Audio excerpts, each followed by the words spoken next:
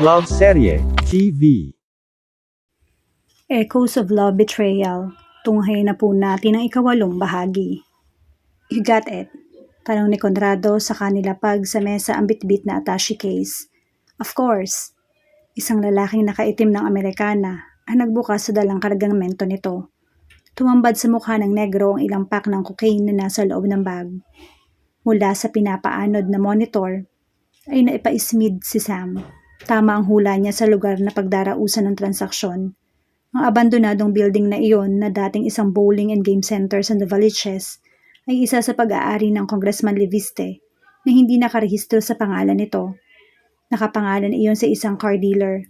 Sinuswerte siya dahil napag-alaman niyang pinakamalaking kliyente ng congressman, ang politiko at mukhang isa lang itong dami ng mga congressman. Kaya na-set up na ni Sam ang lugar bago pa nakarating doon si Conrado at ang ilang tauhan nito. Naikabit niya na ang maliliit na kamera sa paligid, maging ang sorpresang pasabog niya sa mga ito. Mas madali ito kaysa sa inaasahan ko.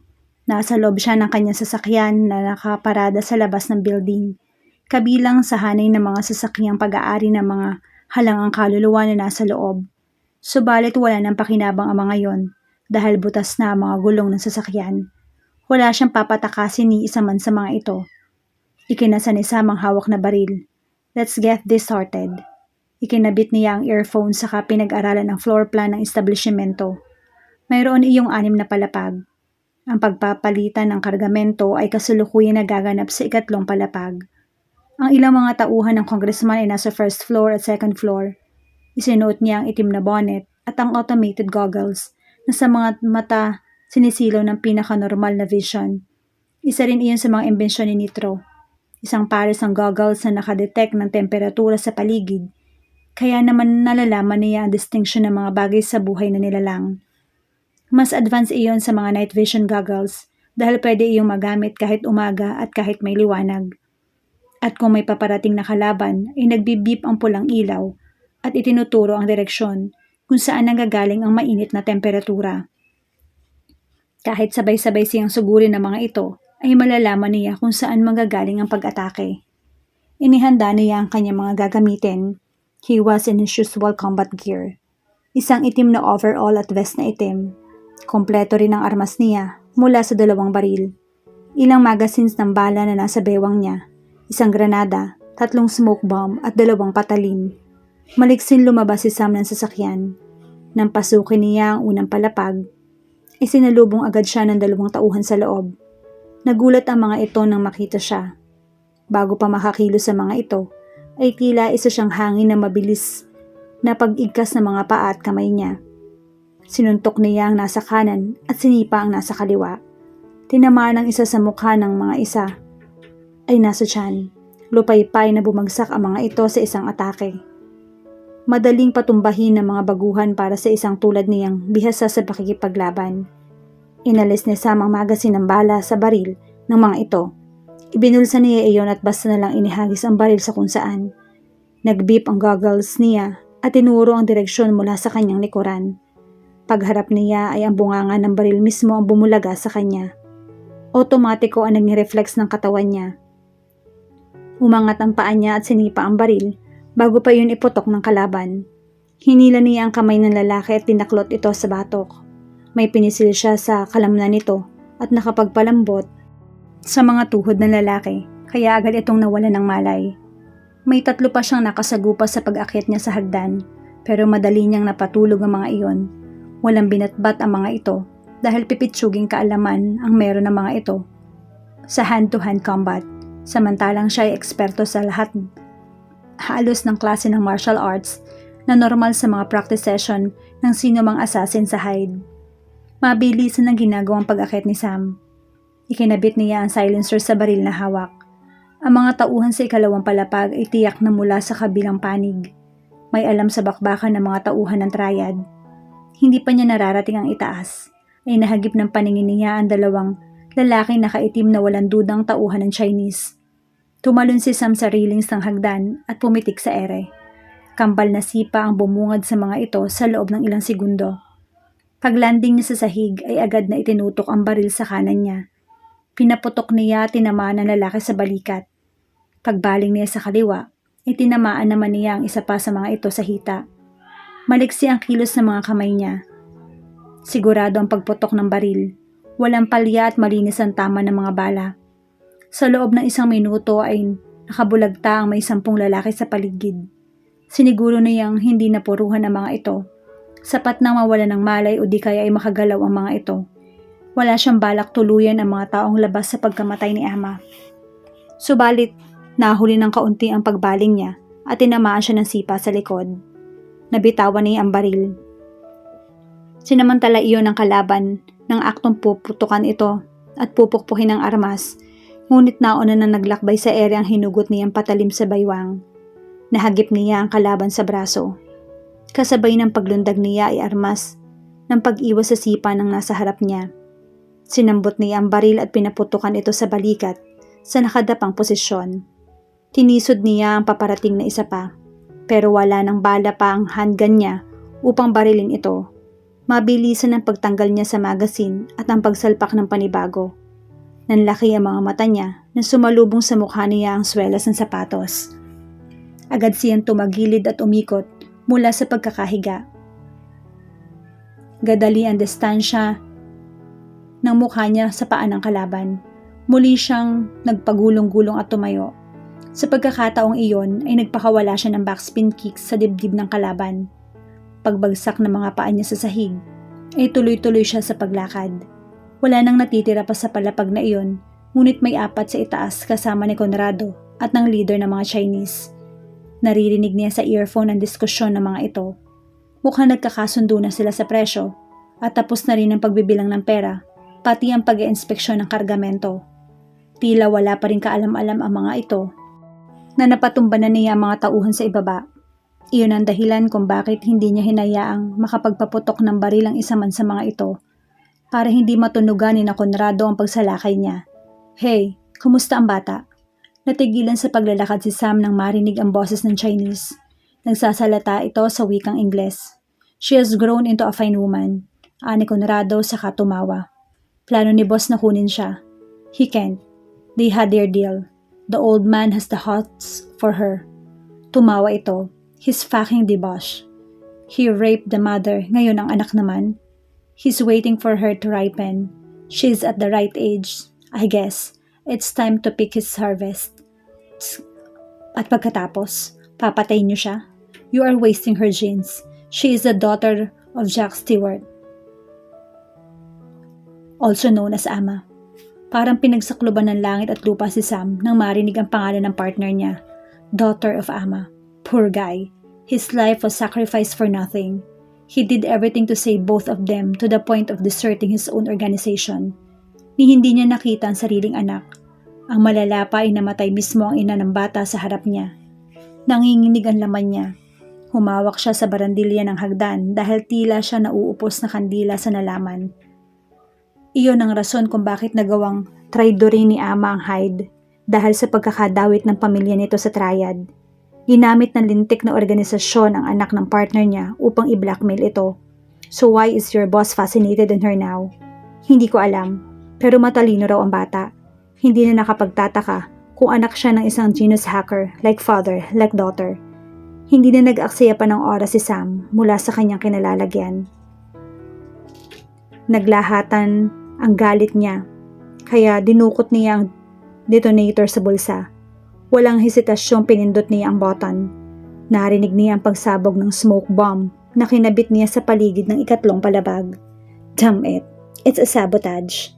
Ang pera, isecure niyo ang pera. Ang pag-ihip ng ubo ng mga ito ang naririnig niya mula sa earphone at ang pagbukas ng mga bintana. Shit, what happened to my men downstairs? Why aren't they answering my call?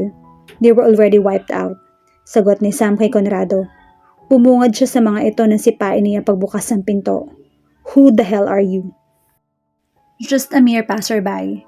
Binaril niya ang isang tauhang nagtangkang gumalaw. Bumagsak ito sa sahig sa puan dibdib. Fatal shot yon. Sa mga oras na yon ay walang plano si Sam na pigilan ng sarili. Move, then die. He grimly muttered. Nakatutok sa mga ito ang kanyang baril. Natigilan ng mga ito maging sa pag-ubo. Pulis ka ba? Tanong ng Chinese. Tinakpan nito ang ilong dahil sa hindi na humuhupang usok. Swerte kayo kung pulis nga ako, but sad to say, hindi ako nagbibigay ng pangalawang pagkakataon. Muli niyang binaril ang isang tauhang nagtangkang hugutin ang baril nito. Damn it, anong ibig mong sabihin? Galit na tanong ng Chinese kay Conrado. Akala ko safe dito. Ano to? I guess someone's plotting against us or against your organization, Mr. Feng. Nakatutok sa kanya ang mga mata ni Conrado. Tila kinikilala siya sa ilalim ng bonnet at goggles na suot niya. How did you know us? Shut up. Mahina ngunit mabagsik niyang asik. Hindi kayo ang uusal ng tanong. Bumaling siya sa lalaking tinawag nitong Mr. Feng. You are from Triad, right? Paano mong putok ng baril mula sa gilid na mukha nito ang nagpahinto sa Chinese? Huwag mong sagutin ang tanong ng isa pang tanong. Are you from the Triad? Just answer yes or no. No, nahihintakutang tugon nito. Hindi ko gusto ang mga sinungaling. Hindi ako nagsisinungaling. Itinaas ni Mr. Feng ang magkabilang kamay. Ang boss ko, siya ang orihinal na miyembro. Tauhan lang ako. Huwag mo akong patayin. Pangalan. Matalim ang tingin niya habang nakatutok dito ang kanyang baril. Nang bumukas ang hesitasyon sa mukha ng Chinese, ay walang pag-aalin-lang ang pinatamaan niya ito sa hita. Ow! Napaluhod si Mr. Feng. Huwag! Nilapitan niya ito at tinutok ang baril sa ulo nito. Sasabihin mo na, Mr. Sheng, Wan Chong Cheng. Natigilan si Sam. Pamilyar sa kanya ang pangalan na yon. Hinalukay niya ang kanyang memorya kung saan nga ba niya narinig iyon. Si Ama ang nagbanggit ng pangalang iyon. Wan Chou Cheng. He is Serena's employer. He owns 2 cargo ships. Napalunok niya nang maalala iyon. Naglalakbay ang isip niya, kaya huli na nang mapansin niya ang pag-ilaw ng goggles na suot. Tinadyakan ni Conrado ang hawak niyang baril at umit siya iyon. Sinamantala ni Conrado ang pagkait siya niyon at pagka-estatwa niya at sinuntok siya sa mukha. Natanggal ang goggles niya at subobsob siya sa sahig. Barilin niyo, narinig niya ang utos ng Chinese. Agad siyang bumangon at ang bala ng baril ang bumuon mula sa kinasadlakan. Kinuha niya ang nakatagong smoke bomb sa bulsa at inihagi sa gitna. Tinakpan niya ang ilong upang kumalat ang usok. Muli ay inihip ng ubo ang mga ito. Sana'y siyang tumagal ng mahigit 3 minutong hindi humihinga. At salamat sa goggles na suot niya, hindi apektado ang kanyang paningin. Tumayo siya ng maaninag ang 2 tauhan na sumasagap ng hangin sa bukas na bintana. Agad na inatake niya ang mga ito at parehong nahulog sa bintana. Hinanap niya si Conrado subalit wala na ito. Nakita niya ang Chinese na pilit inaabot ang baril. Nang makuha nito ang baril ay maagap na itinutok sa kanya. Bastard! Galit na saad nito. Nadaplisan si Sam sa balikat ng putok ng Chinese. Nagtagis ang bagang niya at sinipa ang kamay nito. Hindi niya ininda ang sugat na tinamo, bagkos ay hinablot niya ang kwelyo ng lalaki at hinila palabas.